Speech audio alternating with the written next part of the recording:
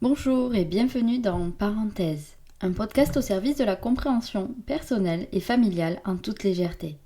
Je suis Coralie Breton, sophrologue spécialisée en enfance et auteure de jeux, livres et audios pour les enfants et leurs parents. Aujourd'hui, un épisode tourné vers la confiance en soi. Un sacré sujet qui mérite bien que l'on s'y pose.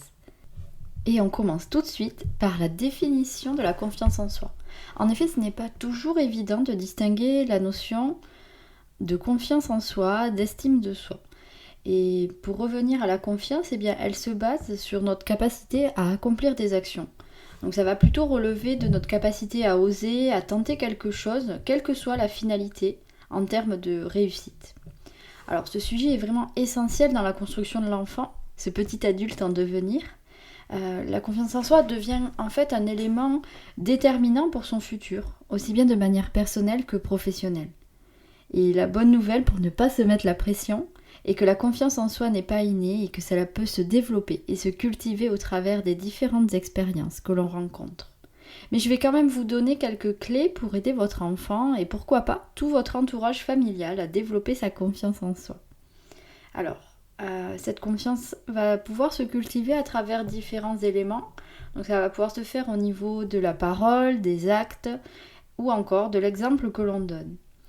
Donc pour commencer par savoir au niveau des paroles ce que l'on peut dire pour valoriser la confiance en soi de nos enfants, nous allons utiliser bien évidemment les mots, mais pas n'importe lesquels. Il faut vraiment être précis lorsque l'on va vouloir valoriser notre enfant, ne pas utiliser simplement des termes génériques du style ah c'est génial. En fait il faut vraiment derrière amener un exemple concret qui va valoriser nettement plus l'enfant. Par exemple ça pourrait être ah bravo j'ai adoré te voir jouer avec ta petite sœur, tu as vraiment fait preuve de patience et tu as été très doux avec elle. Voilà, là c'est un exemple qui va également me servir à rebondir sur un autre aspect des paroles bienveillantes. Il est important aussi de valoriser l'effort ou la qualité dont a fait preuve l'enfant.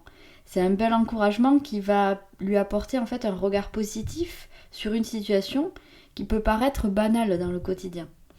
Et la confiance en soi, c'est pas que dans les grandes étapes de la vie ou les grands événements. Ça se cultive vraiment au quotidien dans les comportements, les paroles que l'on peut avoir. Et c'est là où en fait la confiance en soi elle va trouver sa force. Donc vient maintenant les actes aussi quand il s'agit de la confiance en soi. Donc les belles paroles sans les actes, ça vient annuler en fait tous les faits recherchés des paroles valorisantes. Donc il faut rester cohérent et pour cela rien de mieux que montrer en fait lorsque l'on fait confiance à notre enfant. Donc selon les âges, on va pouvoir montrer notre confiance en manifestant de différentes manières.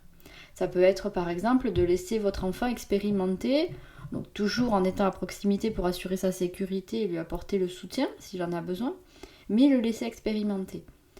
Ça peut être aussi de lui confier des responsabilités. Donc toujours pareil, là vous faites en fonction de son âge. Ne pas lui donner non plus des responsabilités trop importantes par rapport à son âge parce que là justement vous allez faire l'effet inverse, ça peut le mettre en difficulté. Et c'est dans ces actes que votre rôle est très important. Parce que qui dit expérience dit parfois échec. Et c'est dans ces difficultés justement que vos paroles et vos actes vont prendre tout leur sens. Parce que oui, le droit à l'erreur est vraiment une notion à retenir et c'est le moment pour vous de faire du renforcement positif. Donc par exemple, oui c'est vrai que tu n'as pas obtenu le résultat que tu attendais, mais moi je te félicite quand même parce que tu as réussi à faire ça, ou bien tu as fait preuve de concentration quand nanana. Ok, vous voyez un peu le style. Donc la confiance en soi va justement prendre tout son sens et sa valeur lorsque l'enfant va finalement dépasser ses échecs. Et comme je peux souvent vous le partager dans mes podcasts, il faut montrer l'exemple. Donc maintenant, j'aimerais vous donner quelques exercices concrets pour vous aider à développer sa confiance. Ça peut être aussi un exercice qui peut être fait par toute la famille parce que ça fait du bien vraiment à tout le monde. Vous pouvez mettre en fait en place un bocal avec les petites victoires, les petites fiertés.